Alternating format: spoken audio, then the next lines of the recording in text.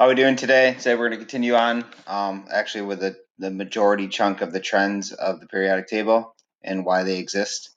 First up is bell ringer. So this is a because but so statement. People in class, you were exposed to them. People not in class, you saw last video. These are going to become after the new year when we do lab write-ups. These are going to be your summary statements. So you have to come up with some statement first, like in this one, it says elements in the same group have similar chemical properties. And then because some reason, but some reason, so some reason. So it's called the because but so statement. So you're going to fill yours out. I will stop at Puzzle so you can type it up. Make sure you type up the entire thing, and it will be graded on correctness this time. Last time I didn't. I just wanted to see what you put down. But now you have to be able to come up with a correct statement about it. Not everybody's last time was. Okay? So, correct statement. So, elements in the same group have similar chemical properties because they have the same valence electrons, but they do get bigger going down the group, so their size will change. All right, not the most fluid statement. I just came up on the fly, but it does work. So, whatever you want to put down there, you could say they have similar chemical properties because they have the same valence electrons. Let's see if I can come up with another one. Because they have the same valence electrons, but they have a different nuclear charge, so the atom's size will change. There's all different ways you can go. I don't want to just kind of limit you into the ways that I'm going to think. You can think completely differently than me. All right, here we go. Atomic radius is basically the size of the atom. All right, it's measured. If you look at this picture here, if you could measure it from nucleus to nucleus, because that's kind of what we can kind of find, and then get that distance and then divide it by 2, because you want the air to. That's really the size. All right, it's basically double the radius. All right, so it gets small. The trend is that it gets smaller across the period due to proton pull. So as you go across the period, all right, periods are side to side, there's a greater number of protons. Protons are positive.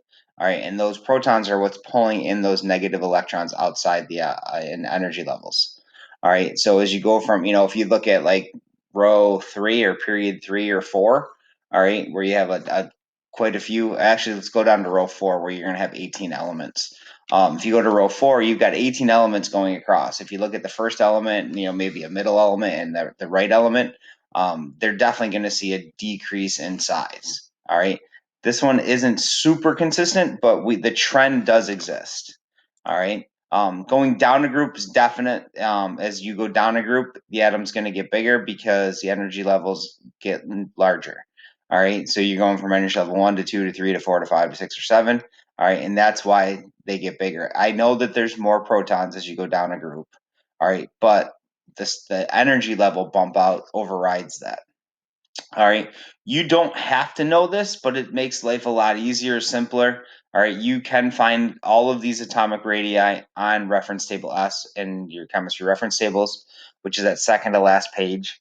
You have that whole, but to take time to look through it every time becomes a little bit painful. All right. This next image here is going to be kind of a schematic for some of the elements in the periodic table, like if they were to kind of draw a scaled version of them. Or you can see as you go across to any period, and they didn't do the transition metals on here. They only did like at groups 1 and 2, and then groups 3 through 18, or 13 through 18. I mean, sorry. As you go down a group, they get bigger. As you go across the period, they get smaller. All right, and these numbers here are the actual numbers for them. So you can see that generally they do get smaller. You can see in here they don't get smaller by a lot. Down here, tellurium does get a little bit bigger. Polonium gets bigger, but the overall general trend is they are going to get smaller because of the proton pull. All right, because of the positive pull of the nucleus. All right, pulling in the electrons. All right, next one we're going to oh, I forgot we have our snowman. Do you want to build a snowman, so to speak? All right, so someone in class builds a snowman, or someone around you builds a snowman. They've got the snowman as you go, bottom's bigger than the middle's bigger than the top. All right, and then you have that mean person, from Christmas Story or whatever, who comes over and knocks over your snowman. All right, you can use this snowman analogy to remember the trend for atomic radius. As you go down the group, it gets bigger. So if you look at these parts of the snowman as like atoms, All right, you can see that atom 1, 2, and 3 get bigger than each other. All right, and then they get smaller as they go across a period. All right, the only thing you do have to remember though is that you have to knock your snowman down the correct way. You do have to knock it down to the right.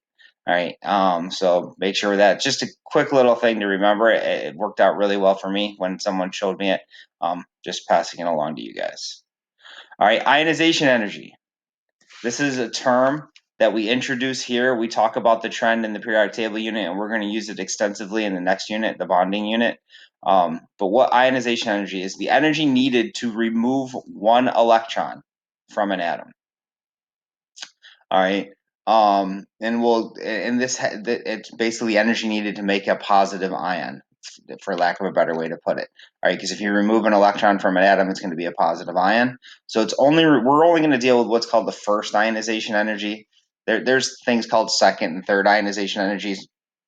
Regents chemistry and honors chemistry only deal with first ionization energy. It's just removing that first electron. All right, and making that positive ion. So if you can think about these elements over here on the left side of the periodic table, they're going to be positive ions. Like, remember, this group 1 has 1 valence electron, group 2 has 2 valence electrons. I don't know why there's 3 here. All right, and then over here, you've got 3 valence electrons, 4, 5, 6, 7, 8 valence electrons, so on and so forth. We're not going to worry about the gobbledygook again. There are the transition metals in here. All right, but if an atom has 1 valence electron, all right, it's not happy with 1. Atoms are only happy with 8. So this atom in this row right here, or this column, can either lose the 1 electron, then it would have 8, then it would be happy, or it can gain 7. So it's way easier to lose the 1 electron. So these things over here lose electrons wicked easily. All right, and we'll talk about that next class, and when we talk about the names of the groups. These elements over here, if this was group 17, they have 7 valence electrons. They really only want to gain 1 more. If they gain 1 more, they get to the 8 where they're happy. So they hold on to their electrons or their valence electrons very tightly. So you're going to see this trend as you go across a period to increase. All right, they're going to increase. All right, and then the last group, 18, really holds on to them because they're already stable. They don't want to let go of any electrons. All right, so you're going to see an increase in ionization as you go across. And realistically, the reason is because of the greater nuclear pull. All right, if you compare this atom to this atom, all right, they're going to have the same valence shells, so they're going to be in the first or second energy level. All right, but the atom over to the right is going to have more neutron or protons to pull it in tighter, to pull in those electrons tighter to hang on to them. Okay, so as you go across, the ionization energy increases. As you go down a group, ionization energy decreases. Think about it as the atom getting bigger. The valence electrons are farther away from the nucleus. The nucleus cannot hold on to them as tightly. All right, so that's why as you go down, this arrow is pointing up to show an increase in ionization energy. So realistically, as you go down a group, the ionization energy is going to decrease. Okay, and that'll lead into some reactivity stuff that we'll talk about next class. Okay, so the size of the atom. So the ionization energy has to do with the size. So you can see this is, once again, this is one of those schematic things. All right, as you go across a period, the ionization energy increases. As you go down a group, the ionization energy decreases. All right, it has to do with the nuclear pull or the size of the atom. All right, most things can be explained by that nuclear pull. All right, so as the electrons get farther away down here, it's easier to remove the electron than when they're up here in the first energy level or second energy level. Okay, so that's how you explain it, or the why. All right, where I'm always very big on the why. All right, okay. All right, electronegativity is the ability of an atom to steal an electron from another atom. All right, so the general trend, just like ionization energy, if I go back to this slide, all right, it's going to increase as you go diagonal up to the right. All right, and that's why this image shows it that way. All right, so but we don't include the last group of elements over here, group 18. We'll explain why in a second. But electronegativity is the ability of an atom to take an electron from another atom or something else. It doesn't have to be another atom. It could be an ion, but it's the ability to take it from something else. So think of this like as the bully. All right, that can go up to, hey, give me that, and it takes it from them. All right, highly electronegative elements can take those electrons from pretty much anything. Low electronegative elements cannot. All right. It has to do with the size, just like ionization energy. So think about So if we think about the most electronegative element right here is fluorine. It's underneath this arrow right here. Fluorine is the smallest atom that only needs one electron. Remember, it's smallest because as you go across the period, it gets smaller. So its nucleus is closest to a neighboring electron. So that positive nucleus is nearest the negative, and it can pull it in.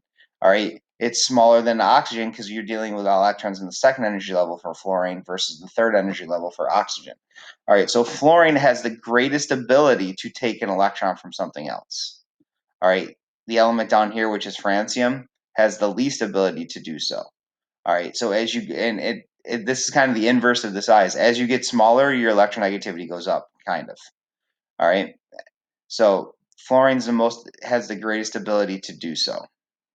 All right, why? Once again, the why, it's because of the size or the pull of the nucleus.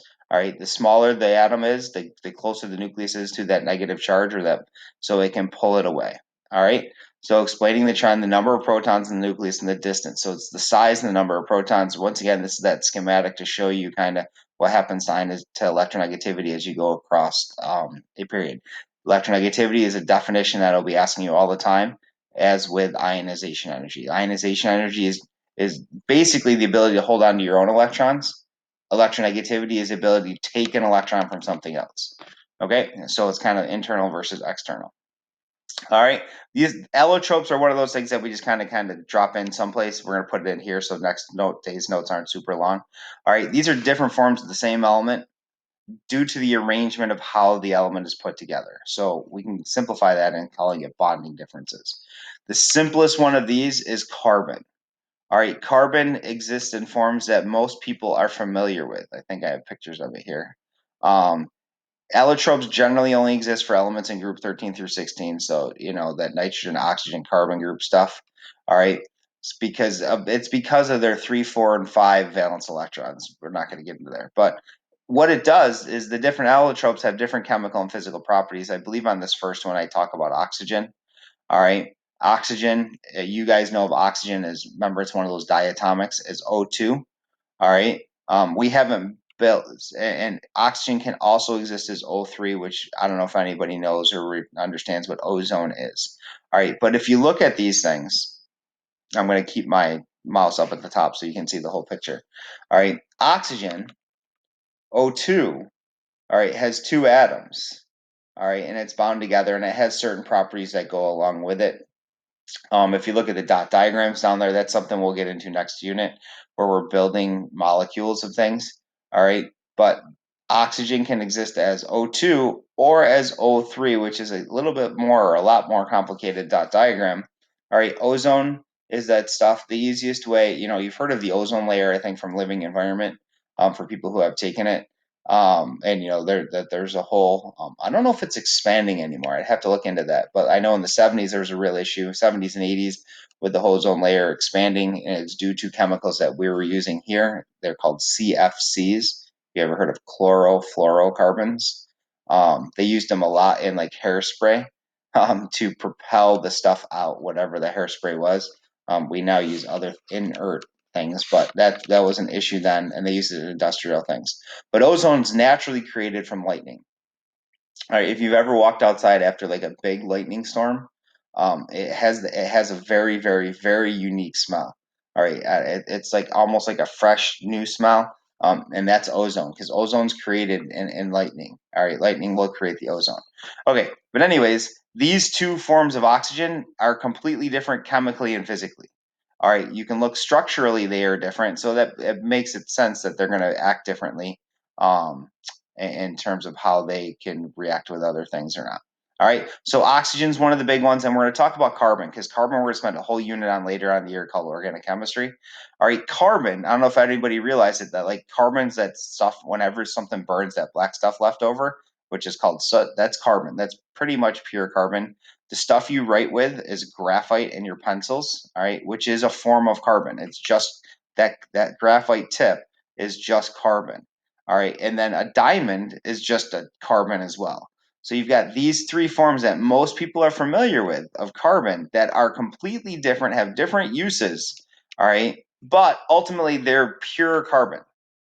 All right, there's these other things called fullerenes or Buckminster fullerenes which lead into carbon nanotubes. All right, if you've heard of nanoscience, a lot of it has to do with carbon structures and the use of these nanotubes. They're very, very light. They're relatively inexpensive to make, and if you pull from end to end, they're like the strongest substance we know of. All right, it's called tensile strength. All right, and if you pull one end of this tube from the other end of the tube, all right, it's really, I don't want to say impossible to break it, but very, very hard to break it. All right, and if you look at these, you can see kind of the structure of them. All right, these Buckminster fullerenes, these things down here, these are all related. They kind of have they have like a pentagon and a hexagon shape. So here you got a six-sided shape right here, and then you got a pentagon shape right here. It kind of looks like a soccer ball. All right, and that's the basic backbone of all of these four that kind of make that reverse L right here. Graphite and diamonds. All right, now if you look at graphite, when you write with a pencil, graphite lays down in sheets. So you can see these like layers right here. And when you write, you rip off a layer and you rip off a layer. But if you notice within the sheet, you have that six-sided structure, which is similar to the six-sided structure in here. Diamonds, they don't show you a good perspective on here, but diamond looks like graphite, but there's bonds between the layers, is essentially what it is.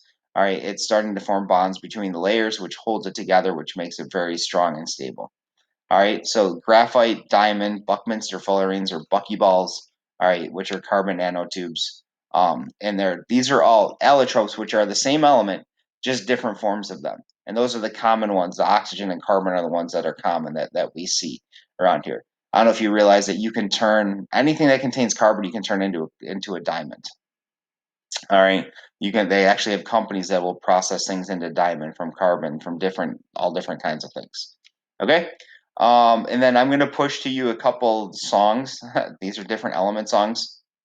Some you might be familiar with, some you might not be, but just click on them. They're kind of funny. You don't have to listen to the whole thing, but they're just different takes on people who put together lyrics for an entire song. Okay? All right. Have a great day. Exit.